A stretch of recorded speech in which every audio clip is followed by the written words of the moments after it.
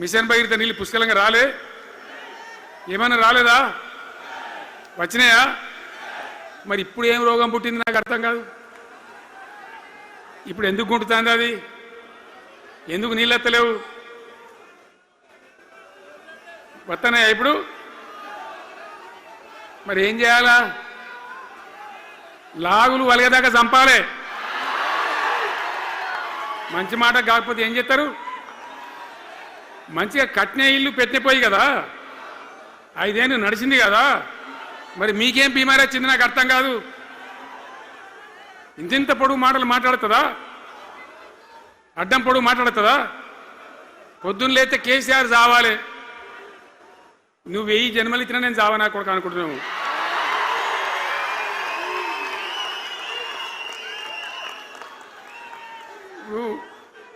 ఉట్టి మీద దాచిపెట్టింది.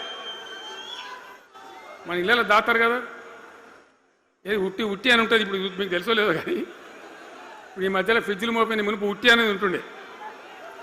ఎండిపోయిన చేపలోకి నీ రొయ్యలో అవి ఉంటే మరుగులు ఉంటే దానిలో పెడుదురు. పిల్లికి అందదా ఉట్టి, కింద కూసుకొని శాపం పెడతా ఉంటుంది. తెగాలే పడాలి, తెగాలే పడాలి. పిల్లి శాపానికి ఉట్టి తెగుతుందా? మరి విధవలు కేసీఆర్ చావాలంటే కేసీఆర్ చస్తాడా? మీ దీవెన మీ ఆశీర్వచనం ఉంటే జీవన్ రెడ్డి గారు అన్నాడు, నాకు 75 ఏళ్ళు వచ్చినాయి. జీవన నేను చెప్తున్నా, నాకు కూడా 72 వచ్చినాయి. నీ వెనకనే నేను కూడా లైన్లోనే ఉన్నా. నేను ఒక్కటే మాట చెప్తున్నా, ఇక మా దేశభా శ్రీనివాసేమో నాకు ఇంత పెద్ద కట్ట రాసి ఇచ్చాడు, నువ్వు మాట్లాడాలి ఇవన్నీ. అవన్నీ కాదు. ఇక్కడ దరిద్రం పోయేదాకా, ఇక్కడ టాప్ టు బాటం అన్ని వర్గాల ప్రజలు ఇది మా తెలంగాణ, మేము గర్వంగా బతుకుతాం, సంతోషంగా బతుకుతాం, అన్ని వర్గాల ప్రజలు తలెత్తుకొని వచ్చేదాకా మనం సేవ చేయాల్సిందే, చివరి శ్వాస దాకా కూడా చేయాల్సిందే. తప్పనే తప్పదు. బ్రహ్మాండంగా ముందుకు తీసుకొని పోవాలి. మీరు కూడా నాకు 75 వచ్చింది కాదు, ఇవాళ మీరు 50-25 ఏళ్ళు తగ్గిపోయింది మీ వయసు.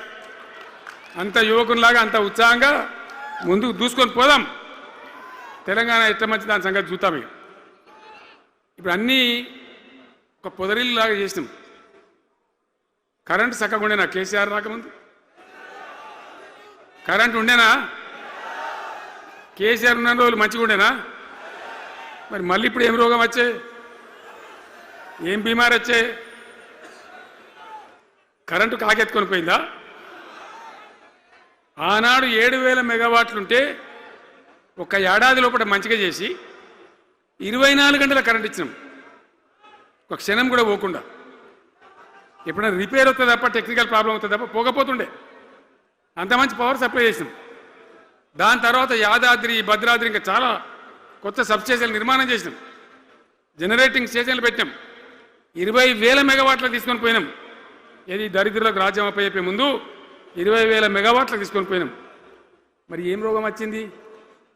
ఏం బీమారి వచ్చింది? ఎందుకు ఇబ్బంది పెడుతున్నారు? అనేక చోట్ల రైతుల పొలాలు ఎండుతున్నాయి, పేపర్లలో ఫోటోలు వస్తున్నాయి, టీవీలలో వస్తున్నాయి, జనం ఏడుస్తున్నారు. ఎందుకు ఈ బాధ కలుగుతూ ఉంది? ఇది ఆషామాషి వ్యవహారం కాదు, ఇది జీవన మరణ సమస్య, మన బతుకుదెరువు సమస్య. ఓట్లు వేసేటప్పుడు నేను సిల్కలకు చెప్పినట్టు చెప్పిన, ఉల్టా పల్టా ఎటుపడితే అటు వేయకున్నాయా, దెబ్బతింటారని చెప్పిన. నా మాట ఇన్నోడు ఇనలే. ఇప్పుడు ఏమైంది? ఏం జరుగుతుంది? ఆ రోజు నేను చెప్పిన, వీళ్ళు కనుక గెలిస్తే ఈ దుర్మార్గులు, వీళ్ళ గుండె లోపల తడి లేదు, వీళ్ళు రైతు బంధుకు రామ్ రామ్, దళిత బంధుకు జై భీమ్. అయిందా? అట్లే పక్క ముచ్చట అనేది. ఇక ఇవాళ ఇప్పుడు జీవన్ రెడ్డి గారు చెప్పిండు, కాంగ్రెస్ వాళ్ళు సభ పెట్టినాడు, కాటారంలో బుడరంలో పెట్టినాడు, ఆడ పైసలు ఎత్తారట. ఇది ఒక్క తేపకేసే రైతు బంధు నెలకోకి ఇస్తా, ఎకరానికా? అంటే 2 నెలలకు ఒక ఎకరానికి అంతేనా? 6,000 వేసినాం, మా అంతా సిపాయిలను బొచ్చగొట్టుకుంటారు. ఆనాడు ఎట్లా పడేది రైతు బంధు 10 రోజుల గ్యాప్లో మొత్తం రైతులకు వచ్చేసింది. టంగ్ మన సెల్ ఫోన్ మోగుతుండే మంచిగా టింగున పోయి బ్యాంకుకి వెళ్ళి తెచ్చుకుంటుండే. ఎక్కడ పోయి మరి ఏం మాట్లాడిండ్రు? ఉరుకుని బ్యాంకులో పోయి 2 లక్షలు 3 లక్షలు లోన్ తెచ్చుకోండి.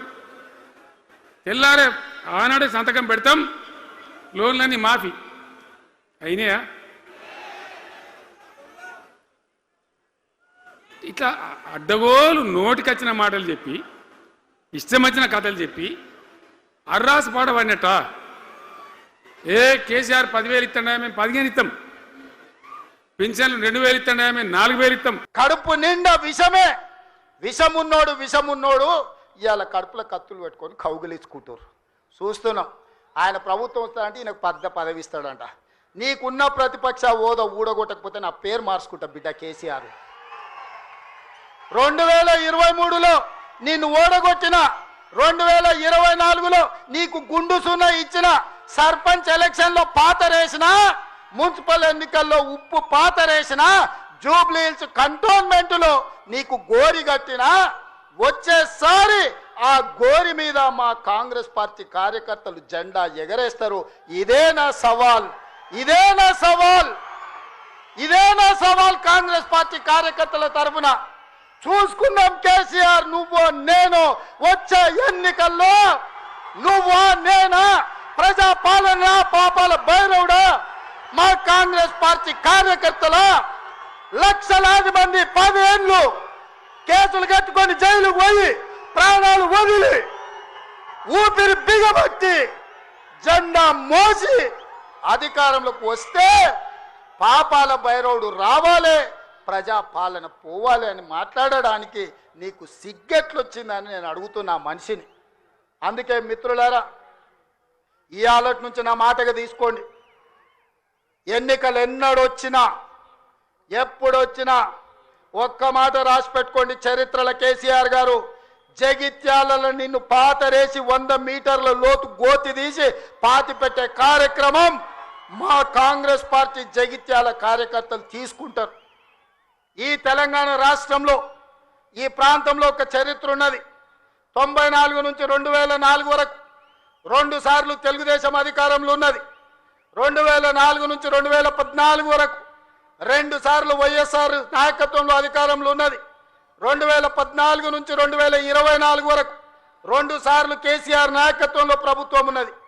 2024 నుంచి 2034 వరకు నేను మా మిత్రుడు మహేష్ గౌడ్ గారి నాయకత్వంలో ప్రజా పాలన ఉంటుంది. ఆనాడు వైఎస్ఆర్ డిఎస్ ఏ విధంగా అయితే 2 సార్లు పార్టీని అధికారంలోకి తెచ్చిండ్రో, మళ్ళీ ఈరోజు చెప్తున్నా, అదే వైఎస్ఆర్ డిఎస్ నాయకత్వంలో ఎట్లయితే అధికారంలోకి వచ్చినామో ఈనాడు నేను మా మిత్రుడు మహేష్ గౌడ్ 2సారి అధికారంలోకి తీసుకొస్తాము, ప్రజా పాలనను ప్రజలకు అందిస్తామని చెప్పి నేను ఈ వేదిక మీద నుంచి చెప్పదలుచుకున్నా. చరిత్ర పునరావృతం చేసే బాధ్యత మాది, చరిత్ర నిర్మించే బాధ్యత నాది, చరిత్రలో సువర్ణ అక్షరాలతోని లిఖించే విధంగా ప్రజా పాలన అందించే బాధ్యత మాది. ప్రభుత్వ ఉద్యోగాలు ప్రైవేటు ఉద్యోగాలే కాదు, హైదరాబాదు నగరాన్ని మహానగరంగా నిర్మించుకునే బాధ్యత మాది.